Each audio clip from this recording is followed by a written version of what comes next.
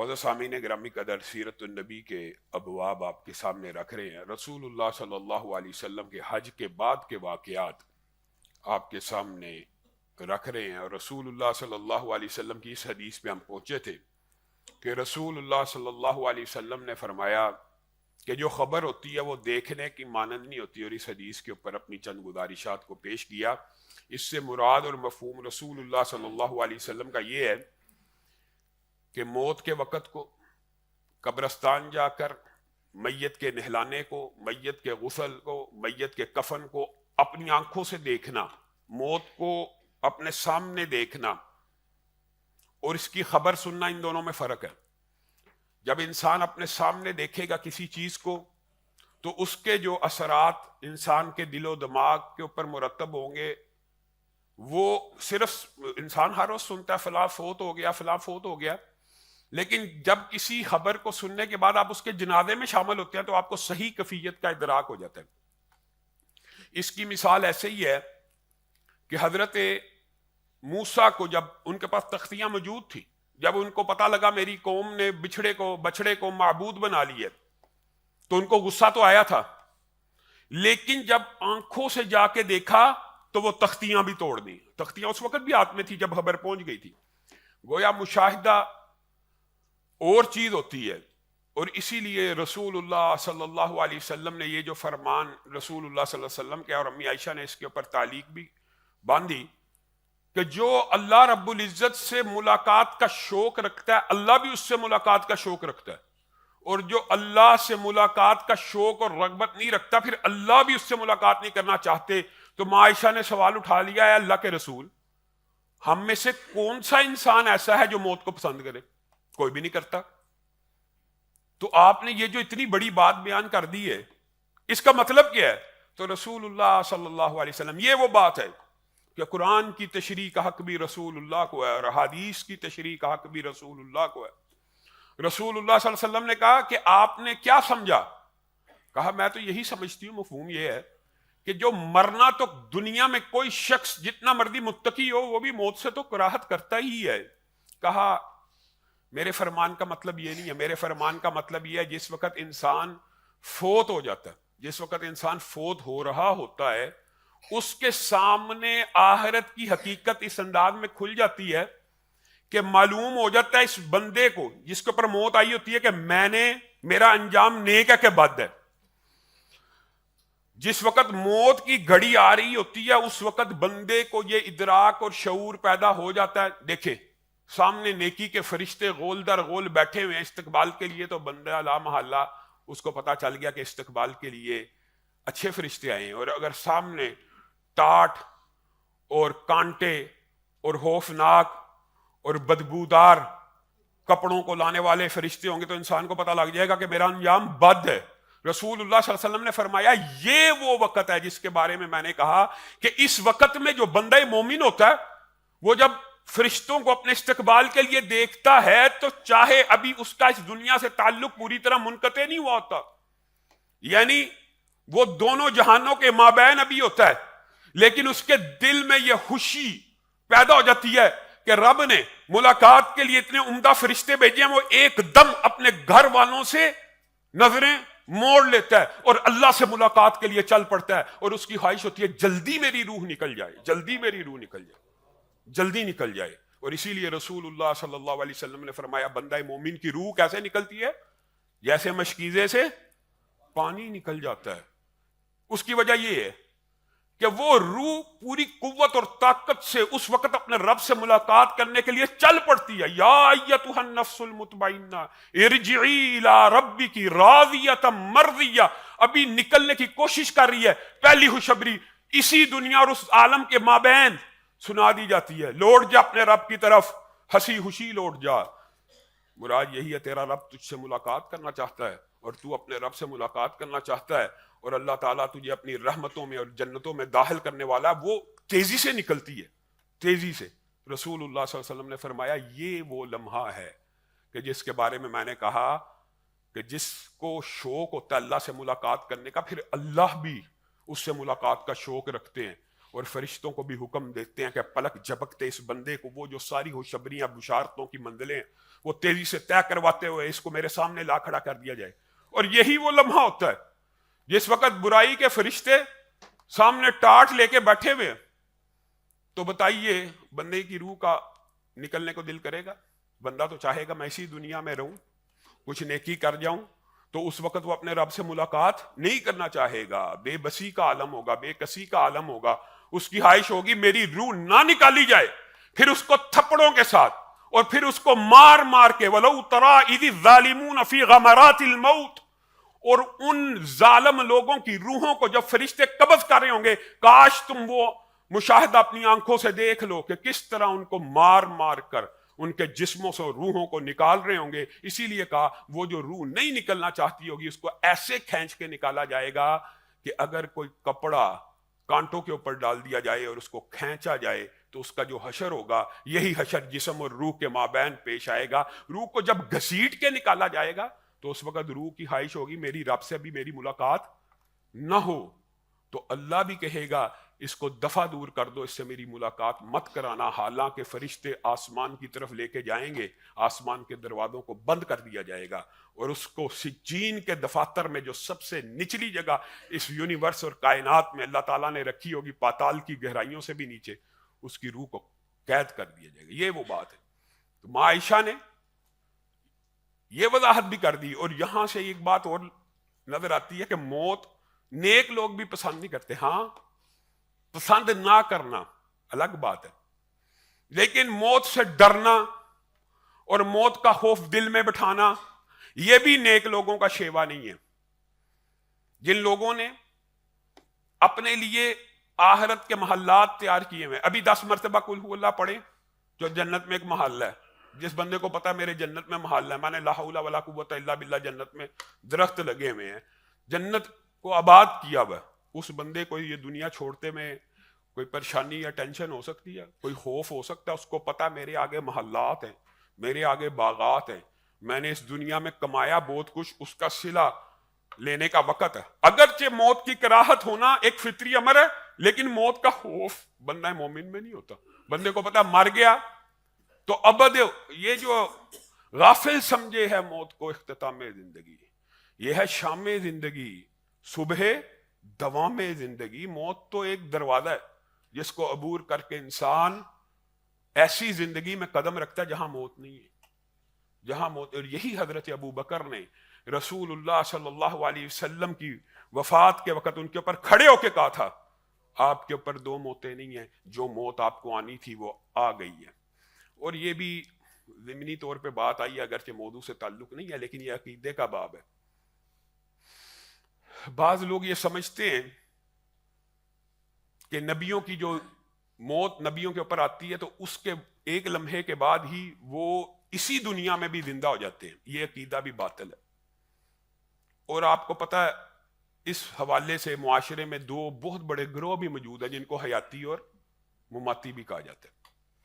حقیقت بات یہ ہے جو قرآن و سنت سے ثابت ہے, جو بندہ اس دنیا سے چلا جاتا ہے, جو بندہ فوت ہو جاتا ہے, جو بندہ مر جاتا ہے, اس کے پر موت آئی اور وہ موت کی گھڑیاں جب ختم ہوئی تو وہ کس عالم میں چلا جاتا ہے؟ عالم برزخ میں. دنیا کے اندر کوئی مسلمان ایسا نہیں ہے جو برزخ کی زندگی کا انکار کرے. اہل حدیثوں کے اوپر یہ الزام لگایا جاتا ہے, یہ دیکھیں جی نبی کو مردہ کہتے ہیں اور اس کے بعد کہتے ہیں میت ہیں جی, یہ ہے وہ. حالانکہ انک میت وانہم میتون, اللہ کہہ رہا ہے آپ کو بھی موت آنی ہے. کل نفس ذائقۃ الموت کل من علیہا فان, ہر بندے نے موت کا ذائقہ چکھنا ہے. ہمارا عقیدہ اور نقطہ نظر قرآن و سنت کے مطابق یہ ہے کہ موت کے بعد حیات برزخی شروع ہو گئی ہے, اور برزخ کا مطلب یہ ہوتا ہے کہ دنیا کی زندگی اور آخرت کی زندگی کے مابین ایک پردہ ہے, ایک اوڑ ہے, ایک رکاوٹ ہے. حیات برزخی کا انکار دنیا کا کوئی شخص نہیں کرتا, لیکن حیات دنیاوی کا انکار ہم کرتے ہیں. اور بعض لوگ یہ سمجھتے ہیں نہیں نہیں یہ حیات دنیاوی بھی مل جاتی ہے. نبی کریم صلی اللہ علیہ وسلم دنیا سے ابھی گئے ہیں اور پھر دنیا میں زندہ ہے. انا للہ و انا الیہ راجعون. کیا پھر نبی کریم صلی اللہ علیہ وسلم کو ان کی زندہ حالت میں دفن کیا گیا؟ کہ حیات برزخی میں، اور حیات برزخی کی یہ بات ضمنی طور پہ آ گئی، سب سے بڑی دلیل واقعہ معراج ہے۔ آپ بتائیے ایمانداری سے، معجزہ ہے، معجزہ دلیل نہیں ہوتا، لیکن معجزے سے کچھ اخذ تو ہو سکتا ہے نا، کہ رسول اللہ صلی اللہ علیہ وسلم کی نبیوں سے جو ملاقات معراج کی رات ہوئی ہے، کہاں پہ ہوئی ہے؟ کہاں پہ ہوئی ہے؟ آسمانوں پہ ہوئی ہے۔ تو گویا انبیاء اپنی حیات برزخی کو کہاں پہ گزار رہے ہیں؟ آسمانوں کے اوپر۔ جو جتنا نیک اور متقی اور مقام و مرتبے میں اعلیٰ ہے، اس کی حیات برزخی اتنی ہی علوی ہے، اتنی ہی اونچی ہے، اتنی ہی اعلیٰ ہے۔ نیک اور متقیوں کی بھی اعلیٰ ہے، علیین میں ہے۔ قرآن پاک کی آیت ہے کہ کتاب الابرار علیین میں ہے اور کتاب الفجار سجین میں ہے، زمین کی پاتال سے بھی نیچے گہرائیوں میں ہے۔ گویا حیات برزخی، اور یہ بات بڑی حیران کن ہے کہ ہم حیات برزخی کے قائل ہیں، اور ہمارے پہ یہ الزام لگایا جاتا ہے، یہ دیکھیں جی ایسے کہتے ہیں ویسے کہتے ہیں، اور آپ حیران رہ جائیں گے حیات برزخی کا ہونا، حیات برزخی کا ہونا، صرف ہونا کوئی مقام و مرتبے کی بات نہیں ہے۔ حیات برزخی کا اعلیٰ ہونا، حیات برزخی کا آسمانوں پہ ہونا، حیات برزخی کا جنت میں ہونا، یہ فضیلت کی بات ہے کہ شہید کا خون کا قطرہ گرتا، سارے گناہ معاف، قبر کی عذاب سے چھٹکارا، سیدھا جنت میں۔ حیات برزخی کہاں پہ گزارا ہے شہید؟ جنت میں۔ یا لیت قومی یعلمون، وہ جو شہید یاسین ہے، جس کو اللہ کہہ رہا ہے اس کو مردہ نہ کو، اس کو میت نہ کو، اس کو رزق دیا جا رہا ہے شہیدوں کو، وہ کیا کہتا ہے؟ یا لیت قومی یعلمون، کاش میری قوم جانتی کہ میرے رب نے میرے ساتھ کیا اکرام کا معاملہ کیا ہے۔ ایک مرتبہ اللہ مجھے واپس بھیج دے، میں اپنی قوم کو بتلا تو آؤں۔ تو اللہ تعالیٰ نے اپنی سنت تو تبدیل نہ کی، اس شہید کو جس کو مردہ کہنا بھی جائز نہیں، اس شہید کو واپس تو نہ بھیجا، لیکن قرآن پاک میں اس کا قول محفوظ کر دیا، اور پوری دنیا کو اس کی خواہش بتلا دی کہ وہ یہ کہنا چاہتا ہے کہ اللہ کے پاس جو اعلیٰ اعمال کر کے، نیک اعمال کر کے پیش ہو جاتا ہے، اللہ تعالیٰ اس کی بڑی قدر کرتے ہیں، اور اس کی حیات برزخی بڑی عمدہ ہوتی ہے۔ حضرت ابراہیم کو رسول اللہ صلی اللہ علیہ وسلم نے کہاں پہ دیکھا؟ ساتویں آسمان۔ موسیٰ، عیسیٰ، گویا انبیاء بھی حیات برزخی کہاں گزار رہے ہیں؟ آسمانوں کے نیچے۔ آپ ایمانداری سے بتائیے، یہ عقیدہ رسول اللہ کی شان کے لائق ہے کہ یہ عقیدہ شان کے لائق ہے؟ اہل حدیث یہ کہتے ہیں، قرآن و سنت سے یہ بات ثابت ہے کہ نبیوں کی جو حیات برزخی ہے وہ اعلیٰ علیین سے بھی اوپر، آسمانوں جنتوں کے مقامات سے بھی بلند ہے۔ اور دوسرے لوگ کہتے ہیں نہیں نہیں، بڑے گستاخ یہ بابی، رسول اللہ صلی اللہ علیہ وسلم حیات برزخی جو گزار رہے ہیں وہ زمین کے نیچے گزار رہے ہیں۔ انا للہ و انا الیہ، کہتے ہیں کہ نہیں، رسول اللہ صلی اللہ علیہ وسلم اپنے قبر کے اندر زندہ ہے۔ یہ اعلیٰ مقام ہے، زمین کے نیچے زندہ ہونا، کہ آسمانوں کے اوپر حیات برزخی کا قائل ہونا اعلیٰ مقام ہے۔ نبیوں کے یہ لائق ہے کہ ان کی حیات برزخی اللہ تعالیٰ آسمانوں کے اوپر اور جنتوں کے پاس گزارے۔ یہ کہنا کہ رسول اللہ، معاذ اللہ کہ رسول اللہ صلی اللہ علیہ وسلم یہ جو زمین ہے اس کے نیچے جو چند فٹ کی قبر ہے، چاہے آپ اس کی جو مرضی طویلے کرے، اللہ نے اس کو فراخ کشادہ کر دیا ہے، رسول اللہ صلی اللہ علیہ وسلم وہاں زندہ ہیں۔ یہ عقیدہ قرآن و سنت سے ثابت نہیں ہے۔ انبیاء کی حیات برزخی، حیات کے لفظ کے ساتھ حیات برزخی کا اگر جملہ آئے گا تو ہم سب قائل ہیں، لیکن اگر آپ کہیں حیات دنیاوی ہے اور رسول اللہ صلی اللہ علیہ وسلم آتے جاتے ہیں، تو اللہ تعالیٰ نے قرآن پاک کے اندر اس شہید کا تذکرہ بھی کر دیا ہے کہ جس کو مردہ نہیں کہنا، میت نہیں کہنا، وہ بھی دنیا میں نہیں آتا، اور اس کو بھی اجازت نہیں ہے دنیا میں آ کے کلام کرنے کی، اگرچہ اللہ تعالیٰ نے اس کا کلام قرآن پاک میں محفوظ کر دیا ہے۔ اور پھر دنیاوی اعتبار سے اصل میں یہ موت ہے، دنیاوی، ورنہ تو موت ایک ایسا دروازہ کھول دیتی ہے کہ جس کے بعد کبھی انسان کے اوپر موت نہیں آنی، لیکن دنیا کے اعتبار سے اس کو مردہ یا میت تصور کیا جائے گا کہ نہیں کیا جائے گا؟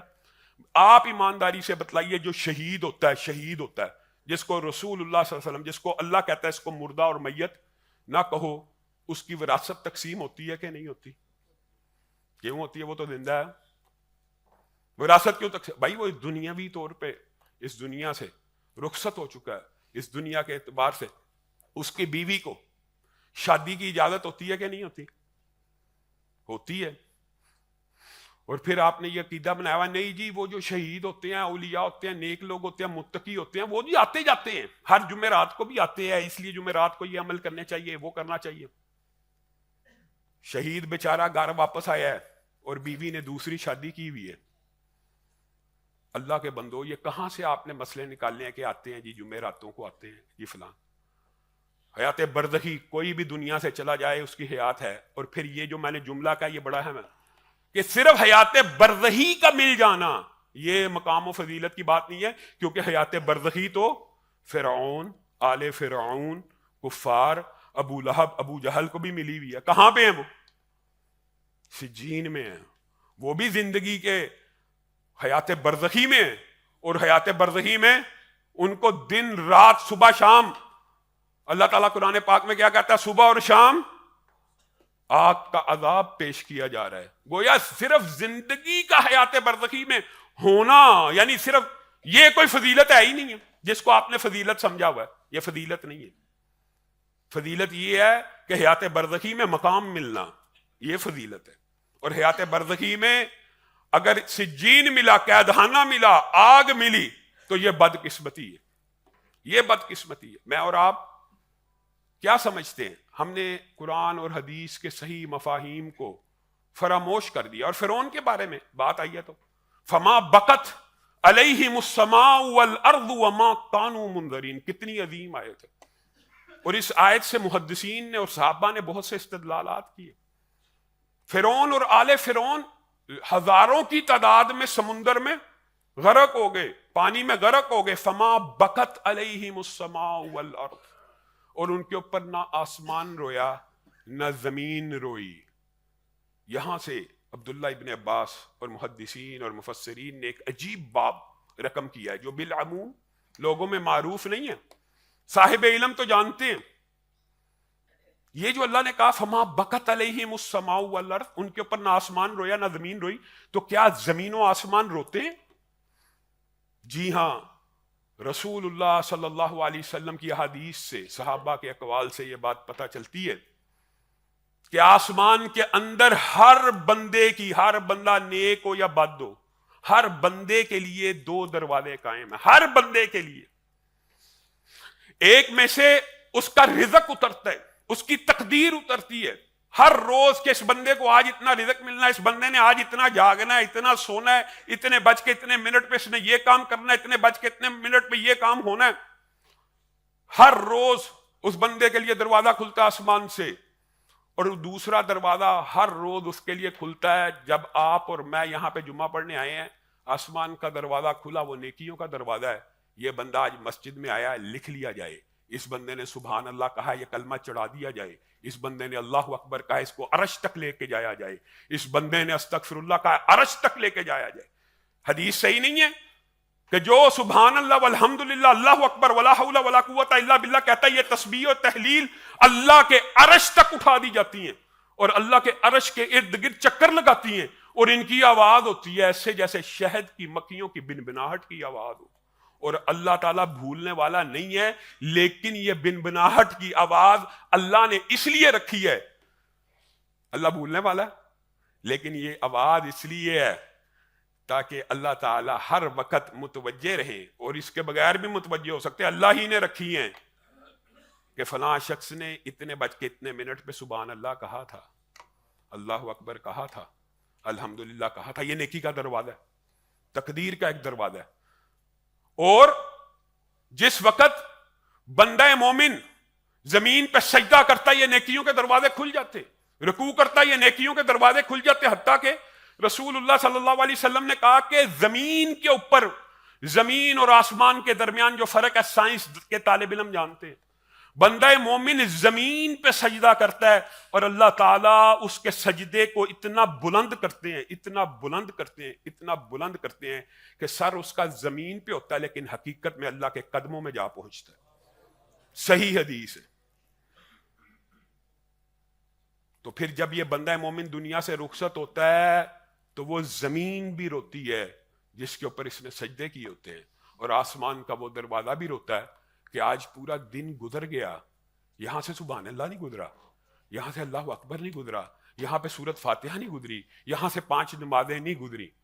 اسی لیے رسول اللہ صلی اللہ علیہ وسلم نے کہا تھا مستریح او مستراح. ایک میت آئی تو رسول اللہ صلی اللہ علیہ وسلم، یہ واقعات آپ نے سنے ہوئے ہیں، معروف ہیں. رسول اللہ صلی اللہ علیہ وسلم نے کہا واجبت. لوگوں نے کہا بڑا اچھا تھا. رسول اللہ نے کہا واجبت. کہا اللہ کے رسول کیا واجب ہو گیا؟ کہا تم لوگ تو کہہ رہے ہو بڑا اچھا تھا، تو اللہ تعالیٰ نے تمہیں گواہ بنایا زمین کے اوپر، جیسے کہ فرشتوں کو آسمان میں گواہ بنایا ہے. اللہ تعالیٰ نے یہ جتنا مرضی برا تھا تمہاری گواہیوں کو نوٹ کرتے ہوئے سے بخش دیا کہ تم زمین پہ اللہ کے گواہ ہو. دوسرا آیا یہ بڑا برا تھا، بڑا برا تھا بڑا. رسول اللہ صلی اللہ علیہ وسلم نے کہا واجبت، اس کے اوپر بھی واجب ہوگی. کہا جتنا مرضی نیک تھا تم زمین کے اوپر اللہ کے گواہ ہو. تم نے کہا برا، اس کی نیکیوں کو مٹا دیا گیا اور اس کو جہنم میں داخل کر دیا گیا. اس کے بعد فرمایا مستریح او مستراح، یا راحت پا گیا ہے، یا اس کو آرام دے دیا گیا ہے، یا لوگ اس سے آرام پا گئے ہیں، مخلوقات اس سے آرام پا گئے ہیں، چرند پرند اس سے آرام پا گئے ہیں. لولا البہائم، حدیث نہیں سنی؟ اگر زمین کے اوپر یہ چرند پرند اور مخلوقات نہ ہو، لم یمطروا، تو آسمان سے پانی کا ایک قطرہ بھی نہ اترے. لوگوں کے اعمال تو اتنے گندے ہیں. اور پھر بھی اللہ تعالیٰ مہلت دیتا ہے، پھر بھی اللہ تعالیٰ موت تک کے وقت کے لیے مہلت دیتا ہے کہ ہے کوئی جو رب تعالیٰ کی طرف پلٹ آئے، ہے کوئی جو رجوع کر لے، ہے کوئی. اور رسول اللہ صلی اللہ علیہ وسلم نے اسی لیے کہا بہترین، یہ جو موت کا باب ہے انشاءاللہ، رسول اللہ صلی اللہ علیہ وسلم کے جو سیرت میں آپ کو پتہ ان کی پیدائش سے قبل سے لے کے آج آخری حالات کے اوپر ہیں. اور رسول اللہ صلی اللہ علیہ وسلم نے ایسے عالم میں امت کو جو وصیتیں کی ہیں، نصیحتیں کی ہیں، وہ بھی بڑی اہم ہیں. اور ان میں سے بہت بڑی ایک جو نصیحت ہے اس کا تعلق بھی عقیدے کے ساتھ ہے. ہمارے ہاں معاذ اللہ رسول اللہ صلی اللہ علیہ وسلم سے محبت کے دعوے تو کیے جاتے ہیں، لیکن وہ جو کفیات ہے صحابہ کے اوپر، جو غموں کے پہاڑ ٹوٹ پڑے، جو بیٹی کے اوپر فاطمہ کے اوپر غم کا پہاڑ ٹوٹ پڑا کہ کیسے تم نے میرے باپ کے اوپر مٹی کو ڈالا، تم نے کیسے میرے باپ کے اوپر مٹی کو ڈالا. وہ جو غموں کے پہاڑ ہیں، وہ جو باپ نے بیٹی کو کہا سب سے پہلے آپ کے ساتھ ملاقات ہوگی، 6 مہینے دنیا میں زندہ نہیں رہی، آپ نے عقیدے کا جنازہ نکال دیا. بیٹی سے ملاقات کا تو وقت ان کی موت تک کا مقرر کیا. صحابہ تو ساری زندگی یاد کر کے روتے رہے. ان سے تو رسول اللہ صلی اللہ علیہ وسلم ملنے نہیں آئے، لیکن آپ کے اور میرے پیر کے گھر روزانہ آ جاتے ہیں. سنا ہے آپ ہر عاشق کے گھر تشریف لاتے ہیں. جاگتی آنکھوں سے رسول اللہ صلی اللہ علیہ وسلم کو دیکھنے کے دعوے 300 سال گزر جانے کے بعد شروع ہو گئے تھے. رسول اللہ کے دنیا سے چلے جانے کے 300 سال بعد یہ دعوے شروع ہو گئے. ہم نے رسول اللہ صلی اللہ علیہ وسلم کو جاگتی آنکھوں سے دیکھا. جاگتی، خواب میں دیکھنے کی بات نہیں کر رہا. یہ بھی وصیتوں میں ایک بات شامل ہے رسول اللہ کی جو مشہور حدیث ہے صحابوں کے بارے میں، انشاءاللہ آئندہ آنے والے خطبات میں ان کو بھی بیان کیا جائے گا. وہ جو صحابہ 100 سال رسول اللہ کے بعد اس دنیا کے اوپر رہے، ان 100 سالوں میں ایک بھی صحابی نے یہ دعویٰ نہیں کیا کہ میں نے رسول اللہ کو جاگتی آنکھوں سے دیکھا، بلکہ جب بھی رسول اللہ کا نام آتا آنکھوں سے آنسو آ جاتے. رسول اللہ صلی اللہ علیہ وسلم کی وفات نے اس بات کو ثابت کر دیا کہ دنیا میں بقا اور ابدی زندگی کسی کے لیے نہیں ہے. اور پچھلے خطبے میں یہی بات آپ کے سامنے رکھی تھی. کائنات کا جتنا مرضی بڑا ملحد ہو، بے ایمان ہو، کافر ہو، اللہ کا انکار تو کر سکتا، موت کا انکار نہیں کرتا. اور جو بندہ موت کا انکار نہیں کرتا پھر اس کو سوچنا چاہیے الذی خلق الموت والحیات لیبلوکم ایکم. تم نے سمجھا فحسبتم انما خلقناکم عبثا، کیا ہم نے تمہیں بلا سبب پیدا کر دیا؟ قل هل ننبئکم بالاخسرین اعمالا، اللہ کہہ رہا ہے افحسبتم انما خلقناکم عبثا، تمہیں بے سبب پیدا کر دیا گیا ہے. اللہ کے بندو، اللہ کے بندو، کاش یہ جملہ تمہارے دلوں میں پیوست ہو جائے. وہ فرشتے جن کی جسامت ستارے کی ہیں، آسمانوں نے جو ستاروں ارب گلیکسیز کو، ملکی وے جیسی ٹریلین گلیکسیز کو گھیرا ہوا ہے، اس آسمان کی چھت کے اوپر اللہ تعالیٰ نے اتنا بڑا فرشتہ پیدا کیا. حدیث کے الفاظ ہیں جب وہ اس آسمان دنیا کے اوپر سجدہ کرتے ہیں تو آسمان کی چولیں ہلنا شروع ہو جاتی ہیں، اتنے وزنی ہیں. اور وہ کب سے سجدے میں ہیں؟ جب سے اللہ رب العزت نے انہیں پیدا کیا. اور کب تک سجدے میں رہیں گے؟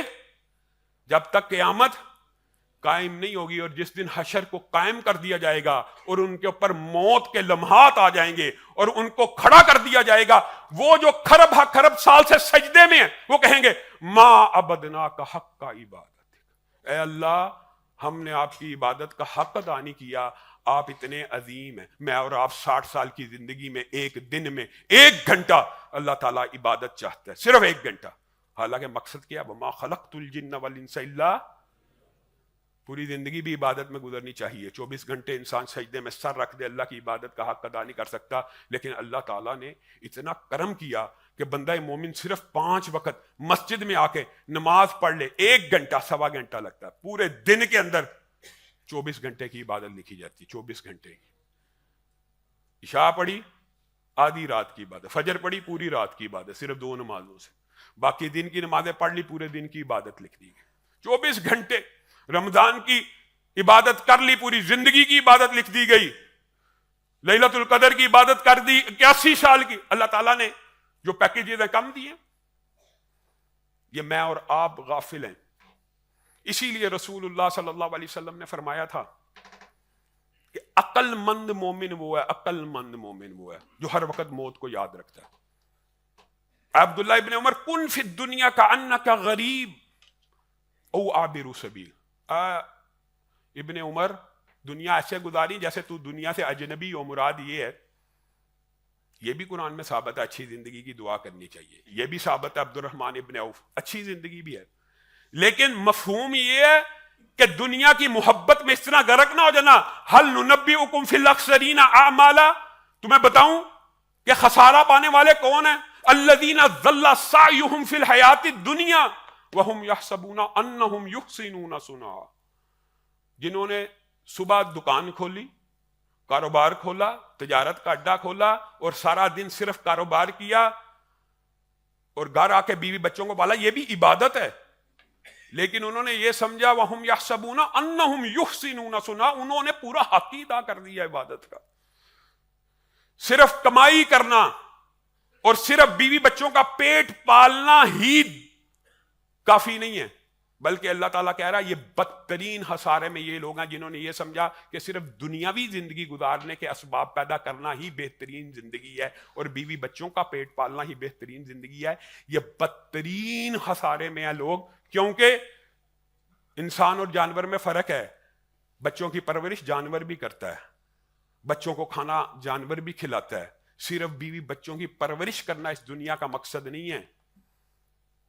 اس دنیا کے اندر اگر کاروبار کرنا ہے, اگر دنیا کے امور چلانے ہیں, تو پھر 1 گھنٹہ, صرف 1 گھنٹہ 1.25 گھنٹہ پورے 24 گھنٹوں میں اللہ کے لیے بھی ہونا چاہیے, پھر تمہاری زندگی بہترین ہے.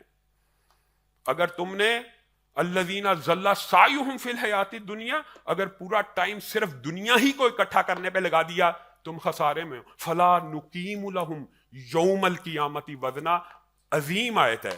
بندہ حیران رہ جاتا ہے کہ یہ وعیدیں تو قرآن پاک میں شرک جیسے, زنا جیسے, قتل جیسے باتوں میں آئے تو اللہ تعالیٰ نے صرف دنیا کمانے والے کے لیے یہ کیا بات کر دی؟ فلا نقیم لہم یوم القیامت وزنا, کہ قیامت کے دن جو صرف دنیا کماتے ہیں نا, آج ہمارا 90% معاشرہ سرمایہ دارانہ نظام سے متاثر ہے اور اس کی یہ خواہش ہے کہ بس میں بیوی بچوں کا پیٹ پالوں, چاہے لوٹ کر کے, چاہے مار کر کے, چاہے رشوت کر کے, چاہے قسوٹ کر کے, چاہے حرام کھا کے, کسی بھی طرح بس دنیا گزر جائے. فلا نقیم لہم یوم القیامت وزنا, ایسے بندوں کے لیے قیامت کے دن نیکیوں کا پلڑا قائم ہی نہیں ہونا. بندہ اپنی نیکیاں لے کے پھر رہا ہوگا کہ کس پلڑے میں ڈلنی ہیں. فلا نقیم لہم یوم القیامت وزنا, تو نے پوری زندگی میں چاہے نیکیاں کی, لیکن تیری زندگی کا مقصد صرف بیوی بچوں کا پیٹ پالنا تھا, صرف دنیا ہی اچھے گزارنا تھا, اس لیے تیری نیکیوں کی اللہ تعالیٰ کو کوئی پرواہ نہیں. ہاں تو 5 نمازیں پڑھ لیتا, تو روزے رکھ لیتا, تو اللہ کے یہ جو حقوق ہے بہت مختصر صرف وہی کر لیتا, صرف حقوق العباد کا خیال رکھ لیتا, تو تیری نیکیوں کا آج وزن تولا جاتا.